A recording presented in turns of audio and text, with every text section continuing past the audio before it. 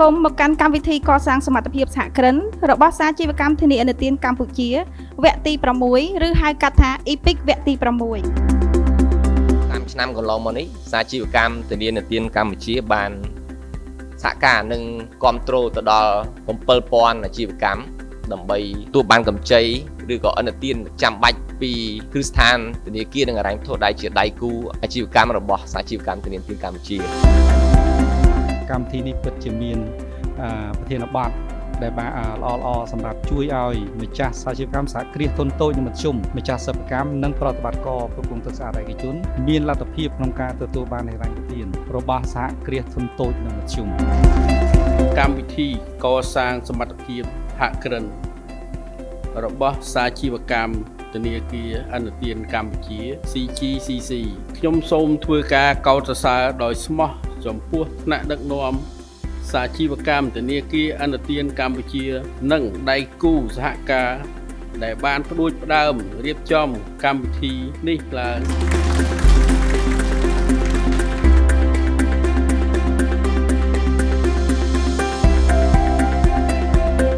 ចំពោះកម្ចីដែលធានាដោយ CC គឺ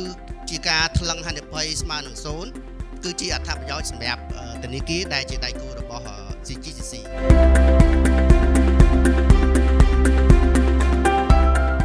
គ្រាសធុនតូចនិងមធ្យមមានន័យថាបងប្អូនដែលរកស៊ីខាងសិប្បកម្មគឺ ATB គ្រប់គ្រងវិស័យនេះដើម្បីជំរុញឲ្យកំណើនការងារធ្វើនិងសហគ្រាសនឹងអាចបន្តអាជីវកម្មទៅនិរន្តរភាពយើងនិយាយអំពីមានកលឹះអីខ្លះដើម្បីឲ្យយើងអាចខ្ចីលុយធនាគារបាន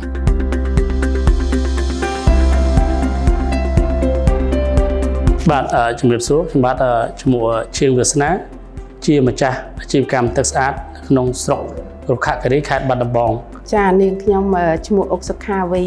ជាម្ចាស់ស្ថានីយ៍ទឹកស្អាតបាភ្នំឯកជននៅក្នុងខេត្តព្រៃវែងបាទសួស្តីខ្ញុំឈ្មោះលីយ៉ារីខ្ញុំជាតំណាងម្ចាស់ស្ថានីយ៍ទឹកស្អាតពៅវណ្ណុចនៅខេត្តព្រៃវែងហើយខ្ញុំផ្ទាល់ក៏ជានាយកគ្រប់គ្រងផ្នែកក្រុមហ៊ុន KCOI ដែលយើងមានការគ្រប់គ្រងទៅលើទយោទឹកគ្រឿងដំណកុងទ័រគ្រឿងម៉ាស៊ីនអ៊ុតហើយនឹងសម្ភារៈជាច្រើនទៀតកម្មវិធី EPIC នេះជួយយើងក្នុងករណីថាយើងខ្វះទ្រព្យដើម្បីធ្វើការដាក់ទៅធនាគារក៏អាចCGCC ក៏អាចជួយយើងបានបាទហើយមានជួយច្រើនជាងនេះបាទចាថ្ងៃនេះខ្ញុំបានចូលរួមកម្មវិធី EPIC នេះមានអារម្មណ៍សប្បាយដោយសារខ្ញុំយល់ដឹងច្បាស់ពីផែនការគ្រប់គ្រងហិរញ្ញវត្ថុនិងផែនការគ្រប់គ្រងអាជីវកម្មជាលើកទី1ដែលខ្ញុំបានចូលរួមនៅក្នុងសិក្ខាសាលាការចូលរួមរបស់ខ្ញុំបានទទួលនូវផលចំណេញឬផលប្រយោជន៍ជាច្រើនដោយសារទី1ពួកខ្ញុំបានទទួលនូវចំណេះដឹងផ្នែកហិរញ្ញវត្ថុការពិភាក្សាលើរបាយការណ៍ហិរញ្ញវត្ថុការធ្វើផែនការអាជីវកម្មហើយនិងការរៀបចំទម្រង់របាយការណ៍ផ្សេងៗហើយក៏ខ្ញុំលើកទឹកចិត្តដល់ស្ថានីយ៍ផ្សេងទៀតដែលមានកម្មវិធីថ្ងៃក្រោយសូមចូលរួមឲ្យបានច្រើនព្រោះកម្មវិធី EPIC គាត់លើកឡើងល្អសម្រាប់ស្ថានីយ៍ទឹកស្អាតយើងខ្ញុំសូមលើកទឹកចិត្តនិងលើកកម្ពស់ដល់ម្ចាស់អាជីវកម្មទាំងអស់សូមធ្វើការចូលរួម